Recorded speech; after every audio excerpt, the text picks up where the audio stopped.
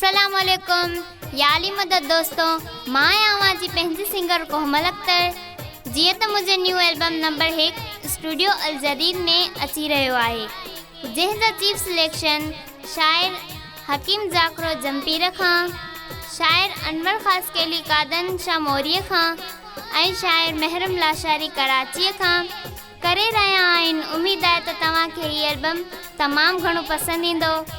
हीउ album studio अल जदीद प्रोडक्शन में जल्द रिलीज़ थींदो। वॾी महिरबानी।